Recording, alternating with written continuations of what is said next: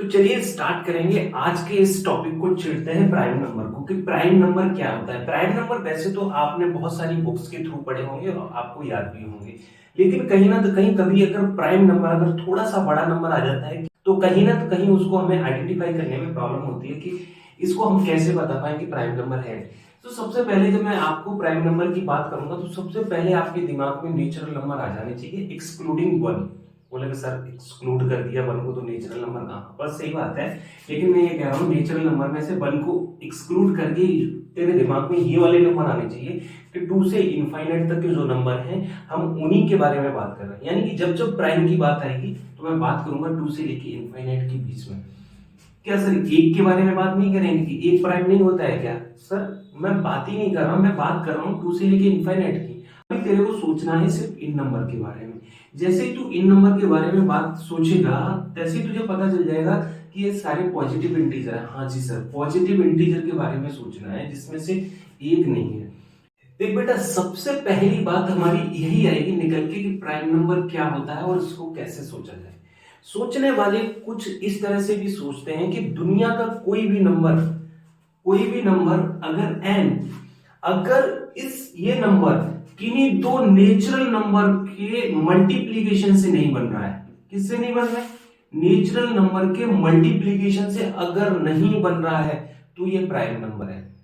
यानी कि दुनिया का कोई भी नेचुरल नंबर एक्सक्लूडिंग वन किन्हीं दो नंबर के मल्टीप्लीकेशन से प्रोड्यूस नहीं किया जा सकता।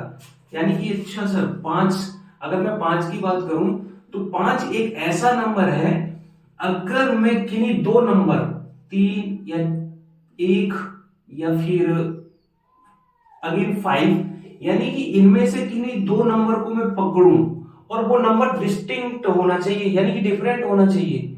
अगर दो ऐसे डिफरेंट नंबर आपको कभी खोजने पे नहीं मिलेंगे जिनका आप मल्टीप्लाई करें और जो प्रोडक्ट मिले उनका वो प्राइम हो जाए।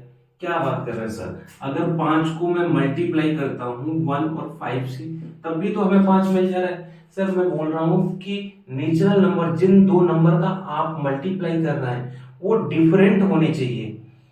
देखिए प्राइम नंबर को दूसरे तरीके से और सोचा जा सकता है जो कि आईआईटी और जेईई के लोग सोचते हैं। वो ये सोचते हैं कि यानी कि प्राइम नंबर वो नंबर है जिसके केवल दो ही फैक्टर हो सकते हैं, जिसमें एक फैक्टर तो वो नंबर खुद होगा और दूसरा फैक्टर जो होगा वो वन होगा। अच्छा सर तो क्या बात कर रहे हैं, तीन अगर प्राइम नंबर है या नहीं है? तीन को अगर देखो तीन का तीन एक फैक्टर ये बन सकता है, दूसरा फैक्टर वन बन सकता है। इसके अलावा तीन के फैक्टर नहीं बन सकते।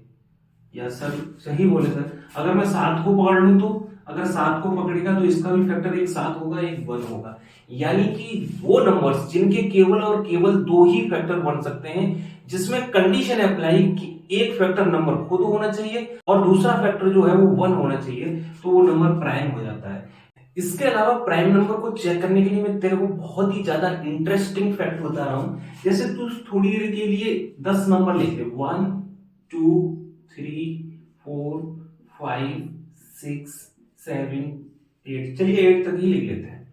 अगर वन को मैं रिप्रेजेंट करूं एक डॉट से, सॉरी डॉट से नहीं स्टार से कर लेते हैं, एक स्टार से, और टू को फिर अगेन अगले स्टार से, टू को दो स्टार से रिप्रेजेंट कर दिया, थ्री को तीन स्टार से रिप्रेजेंट कर लिया, फोर को चार स्टार से, फाइव को पांच स्टार से, सिक्स को या सिक्स स्टार बना, सेवन एट। अच्छा अब तू इसमें एक बात नोटिस कर, जब मैंने वन को अगर एक स्टार से रिप्रेजेंट किया है और टू को दो स्टार से, थ्री को थ्री स्टार से और फोर को फोर स्टार से, अब इसमें एक चीज देख, सिमेट्री देख। अगर तेरे को जो नंबर जो हमने रिप्रेजेंट किए हैं उनका फॉर्मेट देख तो तेरे को फॉर्मेट रेक्टेंगल शेप में दिखेगा। अगर तू सिक्स का फॉर्मेट देख रहा है तो ये जो फॉर्मेट है तेरे को ये रेक्टेंगल की शेप में दिख रहा है। इसके अलावा एट देख, एट भी रेक्टेंगल की शेप में दिखेगा। इसके अलावा फोर भी रेक्टेंगल की शेप में दिखेगा। इसके अलावा तू देख 1 2 3 5 7 8, 8 रेक्टेंगल है, 6 रेक्टेंगल है, 7 रेक्टेंगल की शेप में है। तो जो तुझे रेक्टेंगल की शेप में दिख रहा है, यानी कि जो नंबर्स रेक्टेंगल की शेप में दिख रहे हैं, ये तो है कंपोजिट नंबर। और जो नंबर रेक्टेंगल की शेप में नहीं है वो है प्राइम नंबर, जिसमें मैंने 1 को एक्सक्लूड करके रखा है। 1 को क्यों एक्सक्लूड करके रखा है? क्योंकि हमारी जो दूसरी वाली कंडीशन है वो भी तो मैच करना चाहिए कि इसके मिनिमम 2 फैक्टर होना चाहिए।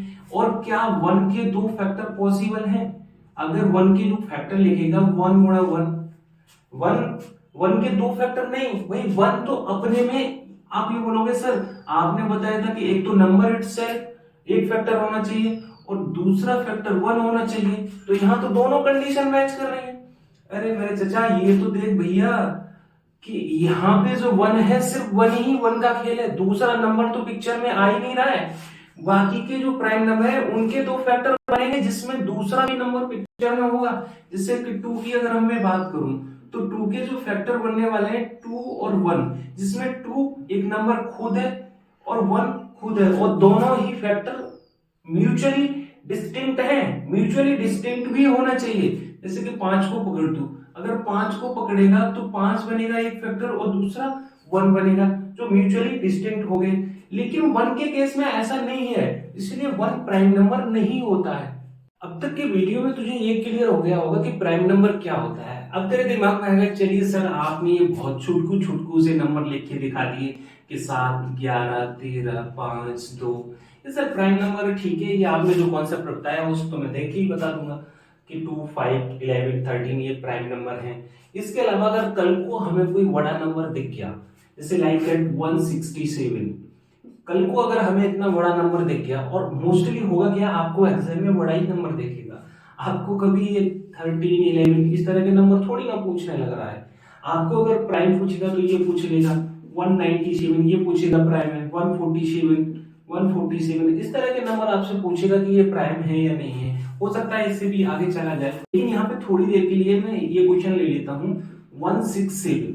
मैं तेरे से पूछ रहा हूँ कि 167 ये प्राइम नंबर है या नहीं है।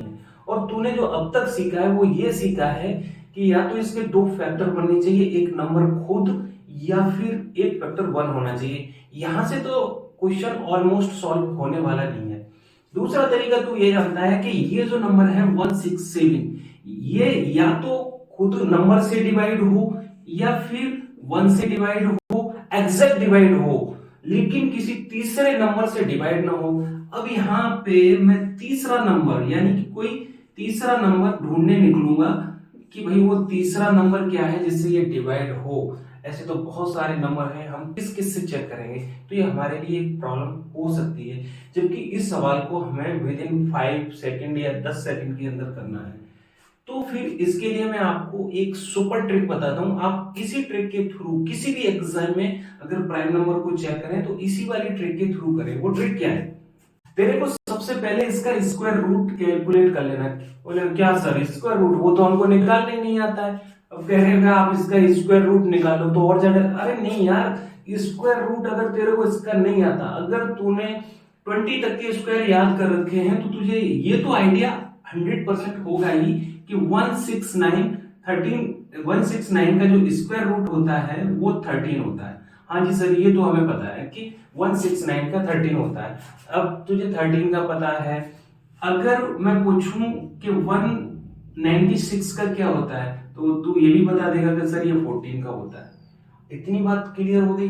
अब तेरे को ये देखना है 167 जो नंबर है वो इन दोनों के बीच में है। हाँ जी सर ये तो समझ में आ रहा है कि ये जो नंबर है 167 ये 169 और 196 के बीच में ही पड़ जाएगा। अगर ये इसके बीच में पड़ जाएगा तो इस बात की भी गारंटी है कि इसका जो स्क्वायर रूट निकलने वाला है वो 13 से लेके 14 के बीच निकलेगा। समझे? अरे नहीं समझे, मैं ये कह रहा हूं कि इसका जो स्क्वायर रूट निकालेगा 167 का, इसका स्क्वायर रूट 14 और 13 के बीच निकलेगा। हाँ जी सर ये वाली बात सही है कि 13 के बीच निकलेगा। तो बोलेगा सर मैं स्क्वायर रूट थोड़ी ना निकाल रहा हूं, मैं तो ये ढूंढने निकला हूं कि ये प्राइम है या नहीं। हाँ तो इसको ढूंढने का तरीका ये है, जैसे तुझे ये बात पता चली अब तू साइड में 14 तक के प्राइम नंबर को राइट कर ले। 14 तक के प्राइम नंबर को तू राइट करेगा तो 2, 3, 5, 7, 11 और 13 दिखेगा तुझे। हाँ जी सर यही दिखेगा। अब इन नंबर से ये जो नंबर तुझे चेक करना है कि प्राइम है या नहीं, 167। अब इन नंबर से इसमें डिवीजन दे। अगर इसमें से किसी भी एक नंबर ने इस नंबर को डिवाइड कर दिया तो ये हो जाएगा बेटा नॉट प्राइम। इसके अलावा अगर इस नंबर को इनमें से कोई डिवाइड नहीं कर पाता है, यानी कि नो डिवीजन, यानी कि नो डिवीजन, अगर कोई डिवाइड नहीं कर पाता है तो ये जो 167 नंबर है ये हो जाएगा प्राइम। यानी क्या बात सर समझ नहीं आया?